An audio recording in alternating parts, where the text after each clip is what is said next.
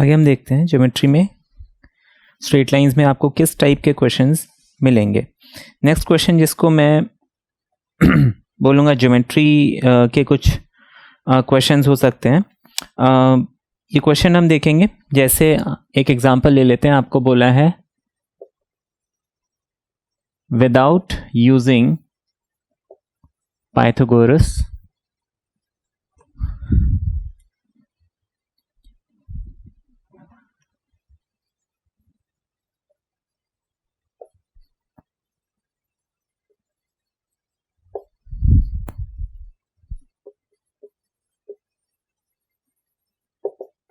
without using Pythagoras theorem, prove that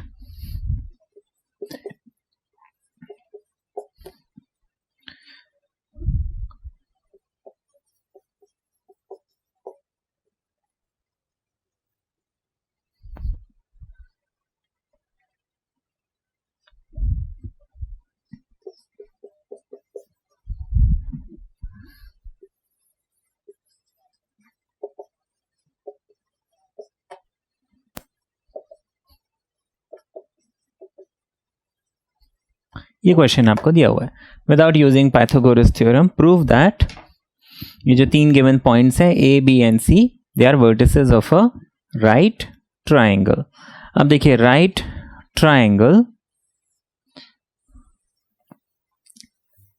इस type का हो गया। अब राइट ट्राइंगल में एक एंगल 90 डिग्री होता है, ये तो हमें मालूम है। और राइट ट्राइंगल की हमने प्रॉपर्टी भी पढ़ी हुई है कि P square B square is equal to H square, जिसको हम पाइथागोरस थ्योरम बोलते हैं। लेकिन क्वेश्चन में पहले ही आपको बोल दिया विदाउट यूजिंग पाइथागोरस थ्योरम। तो विदाउट यूजिंग पाइथागोरस थ्योरम जब भी हमें बोला जाए तो हमें करना क्या है कि देखिए राइट एंगल ट्राइंगल अगर मुझे प्रूव करना है दैट मीन्स मुझे कोई भी दो साइड के बीच का एंगल जो है वो 90 प्रूव करना है। अब हमारे पास कोऑर्डिनेट ज्योमेट्री में 90 डिग्री प्रूव करने के लिए है ना, हमारे पास मेथड है, वो ये है स्लोप का। वो ये कहता है कि अगर कोई भी दो लाइंस हैं, कोई भी दो लाइंस हैं और इसका स्लोप m1 है, इसका स्लोप m2 है और दोनों के स्लोप्स को मैंने मल्टीप्लाई किया और अगर मुझे m1 m2 -1 मिलता है दैट मीन्स दोनों के बीच में जो एंगल है दैट इज 90 डिग्री। तो हम यही टेक्निक यूज करेंगे, हम तीनों के स्लोप्स निकालेंगे। हम क्या करेंगे, सबसे पहले डायग्राम बना लेते हैं। तो मैं यहाँ पे राइट एंगल ट्राइंगल नहीं बना के कोई भी एक है ना रैंडम सा ट्राइंगल बना लेता हूँ। उसका रीज़न है मुझे अभी मालूम नहीं है राइट एंगल कहाँ पे है, बात समझ में आई। तो मैंने यहाँ पे A4,4 ले लिया, यहाँ पे मैंने B3,5 ले लिया, यहाँ पे मैंने C-1,-1 ले लिया। अब इसके बाद मुझे क्या करना है, तो कभी भी है ना ज्योमेट्री बेस्ड क्वेश्चन है तो आपको मोस्टली यही मिलेंगे जिसमें आपको मोस्टली स्लोप का कॉन्सेप्ट यूज करना पड़ सकता है। तो आप इन्हीं बातों का ध्यान रखेंगे कि स्लोप में दो कंडीशंस है हमारे पास। अगर दो लाइन के स्लोप इक्वल हैं तो हम पैरेलल बोलेंगे और अगर दो लाइन के स्लोप्स का प्रोडक्ट -1 है तो हम वो दोनों लाइंस को परपेंडिकुलर बोलेंगे। ठीक है, तो अब हमने यहाँ पे क्या किया, स्लोप ऑफ ए बी निकाला। फॉर्मूला हमारे पास स्लोप का होता है y2 minus y1 over x2 minus x1। तो हमने यहाँ पे क्या किया, जब मैं a b की बात कर रहा हूं, this is x1 y1, this is x2 y2, तो y2 minus y1 and x2 minus x1 and that should be -1 है ना। 5 - 4 मुझे 1 मिलेगा, 3 - 4 -1 मिलेगा, तो 1 upon -1 and that should be -1। ये हमें क्या मिल गया, स्लोप ऑफ ए बी मिल गया। इसके बाद हम नेक्स्ट देखेंगे slope of B C. Slope of B C, slope of B C हो जाएगा, अगेन फॉर्मूला वही लगेगा y2 माइनस y1। तो यहाँ पे मैं इसको x1 y1 x2 y2 लेता हूं, तो y2 यानी कि -1 -5 x2 माइनस x1, x2 हमने इसको लिया तो -1 -3, ये हो गया 1 and 5 is -6 and 3 and 1 is -4 and that is 3/2। तो इनका प्रोडक्ट तो मुझे -1 नहीं मिल रहा है, ठीक है ना। अब हम स्लोप ऑफ AC या CA कुछ भी है ना, स्लोप ऑफ AC लिख लेते हैं। तो अगर मैं AC बोल रहा हूं तो y2 माइनस y1 यानी -1 -4,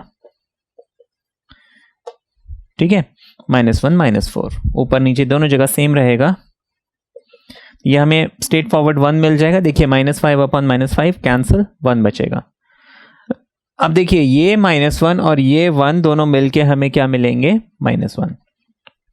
तो हम यहां पे लिख सकते हैं slope of AB multiplied by slope of AC is equal to 1 into -1 या -1 into 1, that is -1। Therefore AB and AC are perpendicular, therefore this triangle is a right angled triangle, ठीक है ना। ये हमने प्रूव कर लिया। अब इसी में हम नेक्स्ट क्वेश्चन देखते हैं, है ना, और 2-3 एग्जाम्पल दे देता हूं। लेकिन ये जितने भी आपको स्लोप वाले क्वेश्चंस, जितने भी ये ज्योमेट्री बेस्ड क्वेश्चन होंगे, इसमें एक स्लोप का कॉन्सेप्ट यूज करना होगा, जैसे कि मैंने अभी बताया था।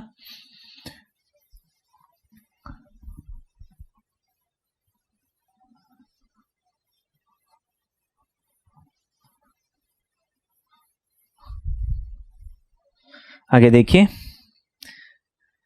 आपको बोला प्रूव दैट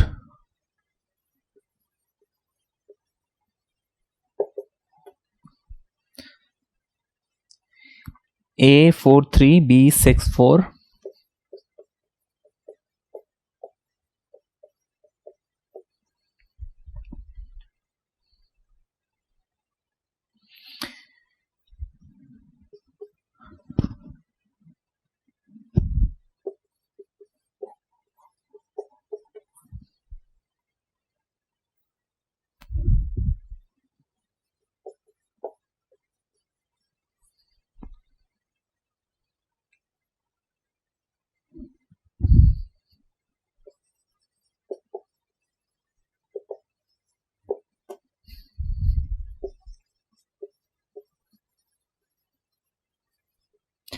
ये आपको बोला गया, आपको प्रूव करना है कि ये जो 4 पॉइंट्स है A B C and D जो भी हमें दिया हुआ है, they are nothing but vertices of a square.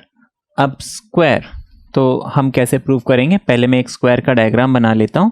जो भी मुझे फिगर बोलेंगे वो फिगर का हम डायग्राम बना लेंगे, तो क्या होगा, हमें सॉल्व करने में थोड़ी सी आसानी हो जाएगी। क्योंकि जब मेरे सामने कोई पिक्चर होता है मुझे सोचने में थोड़ा इजी पड़ जाता है। अब देखिए मैंने इसमें ABCD ये जो पॉइंट है आप हमेशा सीक्वेंस है ना एक ऑर्डर में लेंगे। ऐसा नहीं A यहाँ पे लिखा, B यहाँ पे लिखा, फिर C यहाँ पे लिख दिया, D वहाँ पे लिख दिया। It has to come in an order, एक साइकिल होना चाहिए, ठीक है। कहीं पे भी कैसे भी हम नहीं लिख सकते हैं। देखिए स्टार्टिंग पॉइंट हम कहीं भी कर सकते हैं, लाइक A यहाँ के बजाय अगर मैंने यहाँ रख दिया वहाँ रख दिया कोई फ़र्क नहीं पड़ता। बट हाँ, A के बाद हमेशा B आए, B के बाद हमेशा C आए, C के बाद हमेशा D आए। और इसमें ज़रूरी नहीं है आपको हमेशा क्लॉकवाइज ही चलना। अगर आप A के बाद B यहाँ लिखते हैं, B के बाद C यहाँ लिखते हैं, फिर D यहाँ लिखते हैं, तो भी कोई फ़र्क नहीं पड़ता है। बट हमेशा एक साइकिल में आना चाहिए, है ना, ABCD, वो सीक्वेंस जो है ब्रेक ना हो। अनटिल अनलेस क्वेश्चन में ऐसा बोला है आपको, ठीक है। तो A हमें दिया हुआ है 4,3, B हमें दिया हुआ है 6,4, C हमें दिया हुआ है 5,6, D हमें दिया हुआ है 3,5। ये हमें वर्टिसेस दिए हुए हैं। अब आपको प्रूव करना है यहाँ पे कि ये जो है स्क्वायर के वर्टिसेस हैं। तो हम यहाँ पे क्या करेंगे, ये स्क्वायर है तो इन दोनों के बीच में जो एंगल है वो कितना होना चाहिए, 90 डिग्री, है ना। ये एंगल 90 डिग्री हो गया। फिर दूसरी चीज़ स्क्वायर की प्रॉपर्टी, देखिए मुझे स्क्वायर की प्रॉपर्टी मालूम होनी चाहिए। स्क्वायर की प्रॉपर्टी क्या होती है कि इसके जो दो स्क्वायर की प्रॉपर्टी हमने जूनियर क्लासेस में पढ़ी हुई है, all the sides are equal, all the four sides are equal and angle between any two side is 90 degree. क्योंकि अगर एक 90 मिल गया और चारों इक्वल हैं तो बाकी सब अपने आप 90 मिल जाएंगे। तो हम यहाँ पे क्या करेंगे, स्लोप ऑफ, जैसे मैं ए बी, कोई भी दो एडजेसेंट साइड हम ले लेंगे, like A B and B C, है ना, या फिर A B and A D, या फिर B C and D C, मतलब कोई भी दो साइड ऐसे लेने हैं जो कनेक्टेड हो। मैं ए बी और डी सी नहीं ले सकता, दे आर नॉट कनेक्टेड, है ना, ऑपोजिट है, तो हमें एडजेसेंट कोई भी दो साइड्स लेना है। मैं ए डी और बी सी भी नहीं ले सकता, मैं ए डी के साथ या तो डी सी लूँ या तो ए बी लूँ। बेसिकली कोई एक अगर मैं साइड ले रहा हूँ तो जो दूसरा साइड ले रहा हूँ दोनों में एक कॉमन लेटर होना चाहिए। जैसे मैं ए बी ले रहा हूँ तो दूसरा साइड ए डी होना चाहिए, तो ए कॉमन आ गया, या फिर ए बी ले रहा हूँ तो उसके साथ दूसरा साइड बी सी होना चाहिए, तो बी कॉमन आ गया। एक लेटर कॉमन हो तो that will do the work.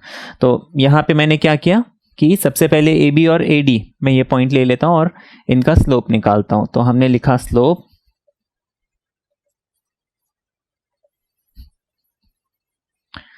Of A B, formula हमें मालूम है y2 minus y1 upon x2 minus x1। तो मैं स्ट्रेट फॉरवर्ड इसे कर लेता हूँ 4 minus 3 upon 6 minus 4 and that should B 1/2। यह हमें स्लोप ऑफ ए बी मिल गया। अब मैं स्लोप ऑफ ए डी निकालता हूं।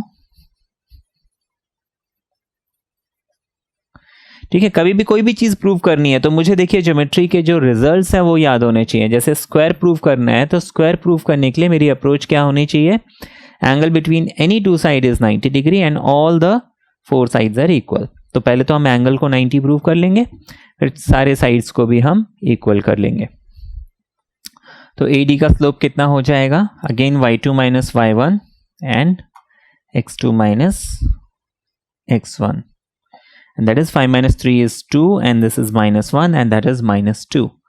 अब देखिए slope of AB and slope of AD है ना। अगर मैं स्लोप ऑफ AB को m1 और इसको m2 लिखता हूं तो मुझे m1 m2 m2 कितना मिल रहा है। m1 की वैल्यू मुझे मिल गई 1/2, m2 की वैल्यू मुझे मिल गई -2, multiply them I am getting -1। तो इससे तो ये तो प्रूव हो गया कि इन दोनों के बीच का जो एंगल है वो 90 डिग्री है, 90 डिग्री है। अच्छा, अब दूसरी चीज मुझे प्रूव करनी है कि चारों साइड्स क्या है, इक्वल है। अगर मैंने चारों साइड इक्वल प्रूव कर दिया तो फिर मेरा पर्पस सॉल्व हो जाएगा। अब चारों साइड्स मुझे यहाँ पे निकालने हैं, तो मैं वो चारों साइड्स निकालूंगा कैसे। तो चारों साइड निकालने के लिए मैं यहाँ पे क्या करूंगा,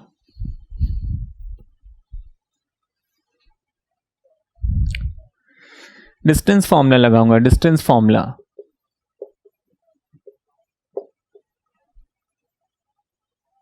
अब देखिए डिस्टेंस फॉर्मूला क्या कहता है, distance between any two point is given by under root of x2 minus x1 whole square and y2 minus y1 whole square. तो हम यहाँ पे ये फॉर्मूला यूज करके ए बी निकालेंगे, मॉड्यूलस ले लेंगे, ये हमें मिल जाएगा y2 minus x2 minus x1 and y2 minus y1। तो 6 minus 4 whole square and 4 minus 3 whole square which is 6 minus 4 हो गया। अब इसको हम डायरेक्टली कर सकते हैं, 6 माइनस 4 विल बी 2 का square and 4 minus 3 will be 1 का स्क्वायर, 2 का square 4 and this is 1 root of 5। अब हम डिस्टेंस BC निकालेंगे। तो BC देखिए ये हमारे पास BC है, तो x2 माइनस x1 यानी 5 minus 6 whole square and 6 minus 4 whole square.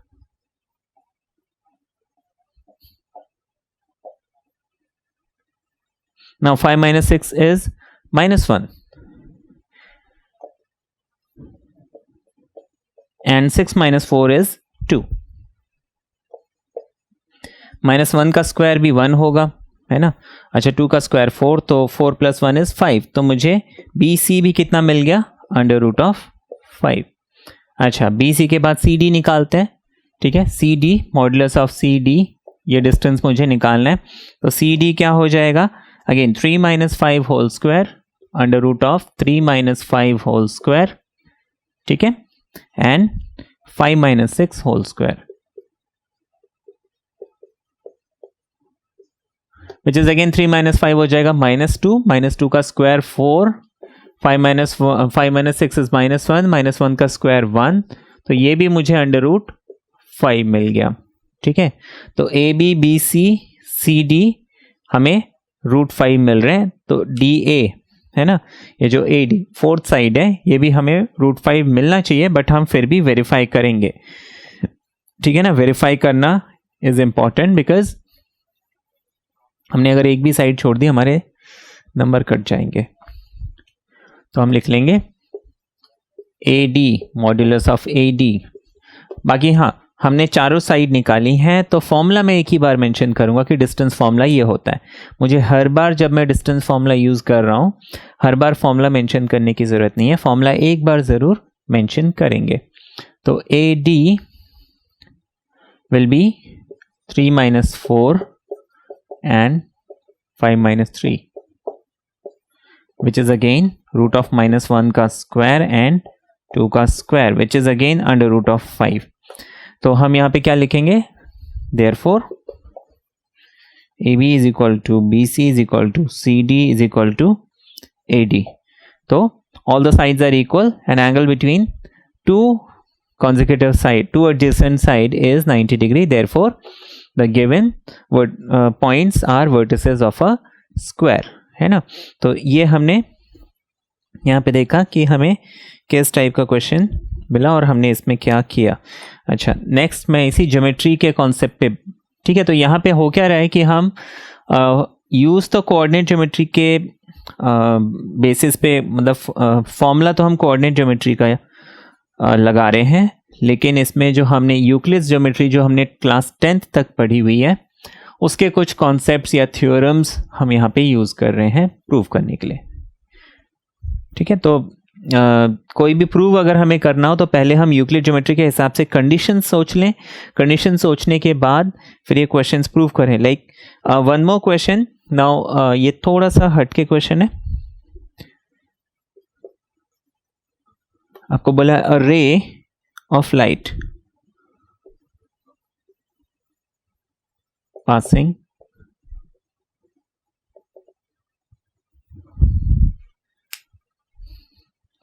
Through the point 1 2,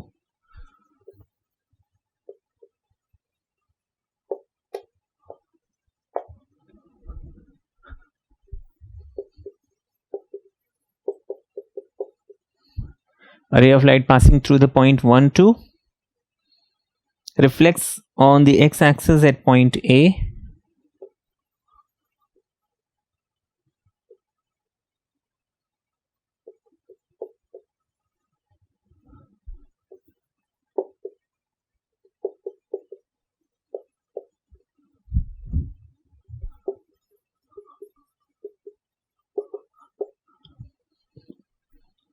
reflects on the x-axis at point A and the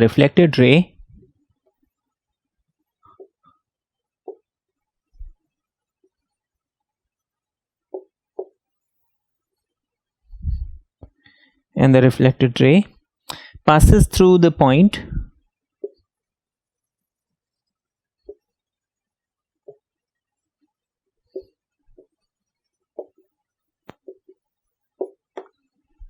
passes through the point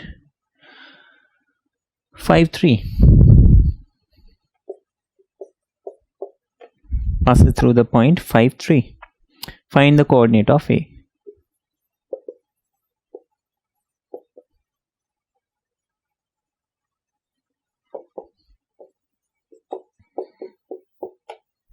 ये आपको बोला हुआ है, ठीक है। सिंपल सा क्वेश्चन है, इसको हमें समझना है पहले।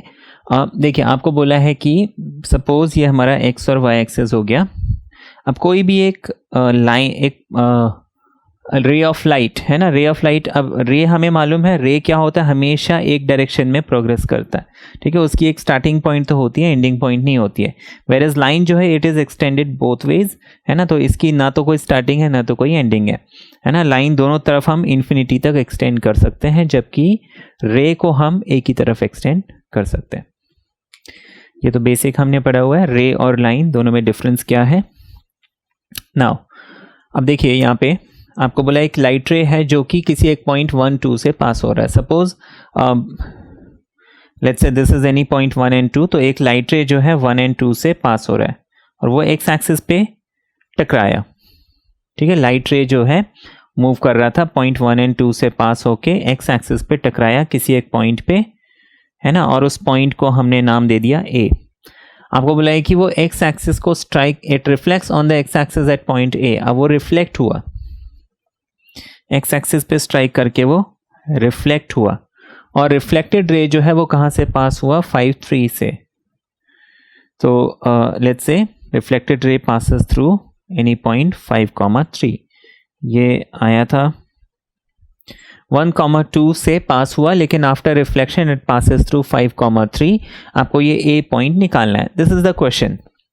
कभी भी हमें जब ऐसे ट्विस्टेड क्वेश्चन मिलते हैं, my first approach will be, मैं कोशिश करूंगा उसका डायग्राम बनाने की, है ना, और प्रैक्टिस करते टाइम में ज़्यादा अच्छा होगा अगर मैं इसका डायग्राम एक ग्राफ पेपर यूज़ करके करूं, है ना, विद एक्यूरेट मेजरमेंट।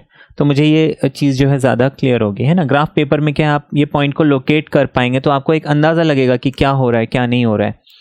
इसमें फिर हमें कुछ चीज़ों का ध्यान रखना है। एक तो ये फिज़िक्स में हमने लाइट चैप्टर जैसे पढ़ा होगा, है ना, 10 तक तो सबने फिज़िक्स पढ़ी हुई है।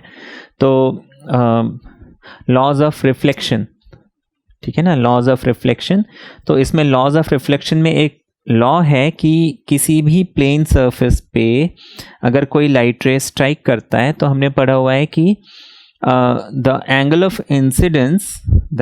Incidence is always equal to angle of reflection. Laws of reflection कहता है कि angle of incidence is always equal to angle of reflection. अच्छा, ये angle of incidence, angle of reflection क्या है ये मैं अभी समझाता हूँ, ठीक है। अगर नहीं भी मालूम है तो, हालांकि आप लोग को मालूम होगा, फिर भी मैं जस्ट एक छोटा सा ओवरव्यू देता हूँ ताकि हम इस क्वेश्चन को सॉल्व कर सकें। ये क्वेश्चन बहुत इजी है, लेकिन हाँ समझ में आ जाए तो बहुत इजी है। तो अब देखिए ये एक प्लेन सरफेस है।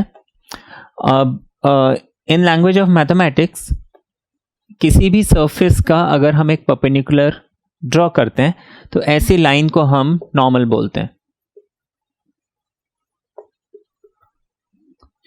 Any line which is perpendicular to some surface is called normal, है ना। तो ये अगर एक प्लेन सरफेस है तो ये जो लाइन है इट इज व्हाट, नॉर्मल। ये नॉर्मल हो गया। Normal means it is making an angle of 90 degree with the plane surface. अब लॉ ऑफ रिफ्लेक्शन कहता है कि एक लाइट रे है, दिस इज इंसिडेंट रे। अच्छा, इंसिडेंट रे क्या होता है? इंसिडेंट रे जो लाइट रे आ रही है किसी सरफेस की तरफ, उसको हम बोलते हैं इंसिडेंट रे। और सरफेस को स्ट्राइक करने के बाद ये जो रिफ्लेक्ट हुई है लाइट, इसको हम बोलते हैं रिफ्लेक्टेड रे। ठीक है, this is incident ray and this is reflected ray. तो फिजिक्स में जो लॉज ऑफ रिफ्लेक्शन है या जो लाइट है, लाइट के जो रूल्स है, वो ये कहता है कि अगर एक लाइट रे आके किसी सरफेस को स्ट्राइक करती है तो नॉर्मल के साथ वो लाइट रे जो एंगल बना रही है eight the point of incidence, ठीक है ना। क्योंकि देखिए इस प्लेन सरफेस के इनफाइनाइट नॉर्मल्स हो सकते हैं, है ना। एक नॉर्मल यहाँ से भी हो सकता है, यहाँ से भी हो सकता है, यहाँ से भी हो सकता है। तो रूल कहता है कि जिस पॉइंट पे इंसिडेंट रे स्ट्राइक कर रहा है उस पॉइंट से जो हमने नॉर्मल बनाया है, उस नॉर्मल के साथ इंसिडेंट रे जो भी एंगल बना रहा है, रिफ्लेक्टेड रे भी वही एंगल बनाएगा।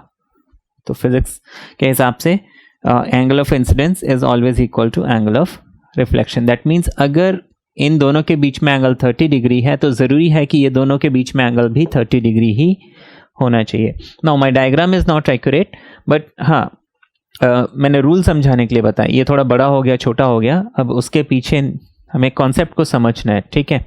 तो बात समझ में आई है ना। Angle of incidence is always equal to angle of reflection. तो अब इसी पे बेस्ड हमारे ये क्वेश्चन है। This is very important question because इस टाइप के है ना मिरर, कई बार आगे भी आपको ऐसे क्वेश्चन मिलेंगे जहाँ पे कोई एक स्ट्रेट लाइन जो है मिरर का काम कर रहा है, उसमें लाइट रे स्ट्राइक कर रहा है। तो हमें ये बेसिक सा रूल याद रखना पड़ेगा, मिरर में कोई भी लाइट रे स्ट्राइक करता है तो जिस एंगल पे स्ट्राइक करता है उतने ही एंगल पे वो रिफ्लेक्ट होगा, है ना। Incident angle of incidence is equal to angle of reflection. तो हमने क्या किया, इस डायग्राम में at the point of incidence एक परपेंडिकुलर लाइन ड्रॉ कर ली विच इज नॉर्मल, ठीक है। अब by laws of reflection if this angle is theta then this angle must be theta, ठीक है। ये बात हमने समझ ली। अब ये दोनों एंगल क्या हो गए, थीटा थीटा हो गए। अब because this line is normal तो ये टोटल एंगल कितना होना चाहिए, 90 डिग्री। अब देखिए मैं इसको फिर से यहाँ पे बनाता हूँ। ये टोटल एंगल इज 90 डिग्री, लेकिन एक लाइट रे है, उसने इस पॉइंट पे स्ट्राइक किया, स्ट्राइक करके ऐसे बाउंस रिफ्लेक्ट हो गया, बाउंस हो गया। अब ये लाइट रे जो है ट्रैवल पास कर रहा था 1 2 से, रिफ्लेक्ट होने के बाद ये पास किया 5 3 से, तो ये टोटल एंगल है 90 डिग्री। जबकि ये अंदर का एंगल अगर मैं थीटा अज्यूम करता हूं तो ये वाला एंगल भी थीटा ही होना चाहिए, it can not be something else. ये बात हमने समझ ली। अब हमें ये जो पॉइंट ऑफ इंसिडेंस है, ये पॉइंट ए है, मुझे ये पॉइंट निकालना है। अब इसको मैं कैसे निकालूंगा, तो ये हम अप्रोच अभी देखेंगे। क्वेश्चन हमें समझ में आ गया तो हम लिखेंगे let the coordinate of A B. अब देखिए this A lies on X axis, है ना। हमें क्वेश्चन में बोला हुआ है कि वो एक्स एक्सिस को स्ट्राइक करके रिफ्लेक्ट होता है। That means point A lies on X axis, तो एक्स एक्सिस में कोई भी point is always in the form of x1, 0। X coordinate तो होगा लेकिन वाई कोऑर्डिनेट उसमें हमेशा 0 होगा। सिमिलरली वाई एक्सिस में any point will be 0, y1। ये बात हमें मालूम होनी चाहिए कि any point on y axis is 0, y1, whereas any point on x axis is x1, 0। x axis में x कोऑर्डिनेट प्रेजेंट होगा जबकि y कोऑर्डिनेट 0 होगा, y एक्सिस में y कोऑर्डिनेट प्रेजेंट होगा जबकि x कोऑर्डिनेट 0 होगा। इसलिए हमने इसको x एक्सिस, इसको y एक्सिस बोला है। तो let the coordinate of A B x1, 0 या फिर h, 0 ऐसे कुछ भी ले सकते हैं। तो हमने a, 0 ऐसे ले लिया, ठीक है, a, 0। नाउ इस पॉइंट को हमने नाम दे दिया लेट्स से p, इस पॉइंट को हमने नाम दे दिया लेट्स से q, इस पॉइंट को हमने नाम दे दिया लेट्स से n। हम लिखेंगे now angle PAN is equal to, let angle PAN is equal to NAQ is equal to theta. हमने इस एंगल को थीटा अज्यूम कर लिया। अब देखिए इतना पोर्शन, ये जो एंगल NA और इसको मैं x ले लेता हूं तो x है, this total angle is 90 degree, है ना, जो कि हमने समझा था ये नॉर्मल है तो ऑब्वियसली बात है 90 का एंगल बनाएगा। बट इसी में से मैंने एक लाइन खींचा है, this angle is, this is any point Q और ये अंदर वाला एंगल है थीटा। दैट मीन्स ये नीचे वाला एंगल होना चाहिए 90 माइनस थीटा। बात समझ में आई। टोटल एंगल इज 90, इतना पोर्शन इज थीटा, तो नीचे वाला पोर्शन होना चाहिए 90 माइनस थीटा। तो ये नीचे वाला पोर्शन हो गया 90 माइनस थीटा। तो हम लिख लेंगे angle QAX is equal to 90 minus theta. बात समझ में आ गई? ओके। अब हम क्या करेंगे, कॉन्सेप्ट ऑफ स्लोप यूज करेंगे यहाँ पे, ठीक है ना। क्योंकि देखिए यहाँ पे अब इसको सॉल्व कैसे किया जाए, सॉल्व करने के लिए मेरे पास सिर्फ एक ही कंडीशन है, वो ये कि ये दोनों एंगल्स इक्वल होते हैं, और कोई भी कंडीशन यहाँ पे मेरे पास नहीं है। तो यहाँ पे मैं क्या करूँगा, कॉन्सेप्ट ऑफ स्लोप यूज़ करूँगा। यहाँ पे एक चीज़ और यूज़ होनी है, वो ये कि स्लोप को हम tan थीटा लिखते हैं, तो उस चीज़ का भी यहाँ पे यूज़ होगा, जो कि नॉर्मली कई बार क्वेश्चंस में यूज़ नहीं होता है। तो अब देखिए आगे हमने यहाँ पे लिखा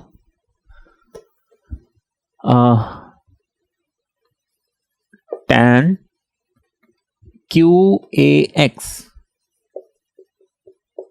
इज इक्वल टू हो जाएगा, फॉर्मूला क्या है, y2 माइनस y1 3 माइनस, इस पॉइंट को हमने क्या अज्यूम किया, a, 0, तो 3 माइनस 0 अपॉन 5 माइनस a। ठीक है, क्योंकि देखिए अभी मैं सिर्फ इस लाइन को लेता हूं, this point is q, this is 5, 3, this point is a, this is a, 0। मुझे मालूम है कि अगर ये एंगल है तो इसका tan हो जाएगा इन, है ना, y2 minus y1 x2 minus x1, जो कि फॉर्मूला हमने पढ़ा हुआ है। तो tan QAX, this angle, tangent of this angle must B y2 minus y1 x2 minus x1, जो कि हमने फॉर्मूला पढ़ा है। Now QAX is nothing but tan 90 minus theta, which is 3 upon 5 minus a। tan 90 minus theta होता है cot theta by trigonometry. ये हमें एक इक्वेशन मिल गई, ठीक है, इसको हम इक्वेशन नंबर 1 डाल देंगे। नेक्स्ट,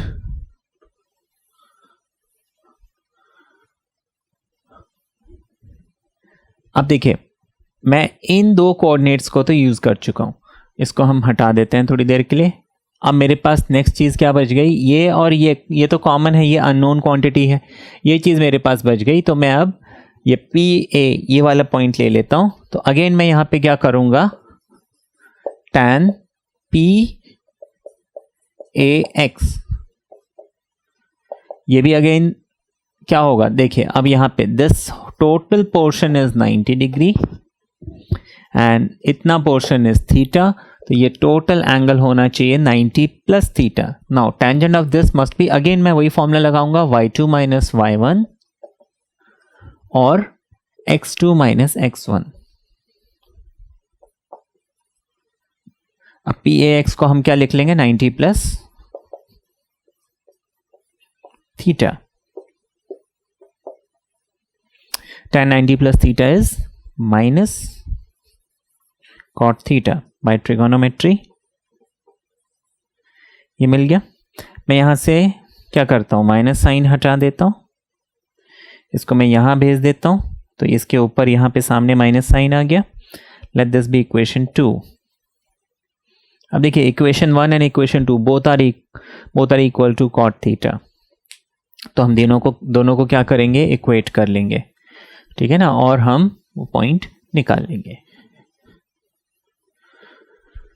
आगे हम लिखेंगे from 1 and 2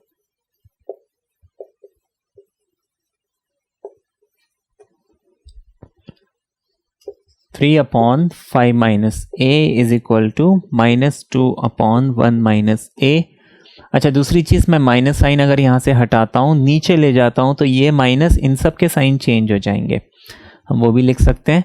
now I cross multiply them, तो ये हो जाएगा 3 minus 1 plus a is equal to 2, 5 minus a, multiply throughout, 3 into 1 is 3 with a negative sign, plus 3a is equal to 2 into 5 will be 10 minus 2a।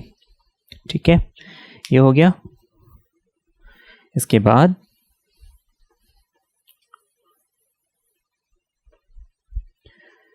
like terms together, 2a comes here, 3 goes there, तो ये हो जाएगा 3a plus 2a is equal to 10 plus 3, right? 5a equals to 13 या फिर a equals to 13 by 5। हमारा coordinate क्या था, a, 0, therefore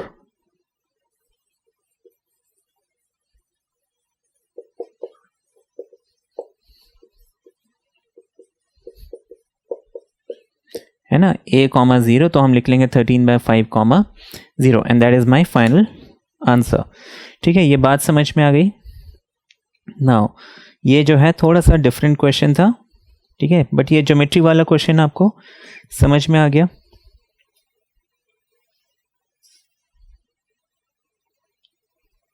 ठीक है, तो इसमें इस टाइप के आपको क्वेश्चंस मिल सकते हैं ज्योमेट्री पे बेस्ड, और एग्जाम्पल देने की ज़रूरत है तो मैं बता देता हूँ।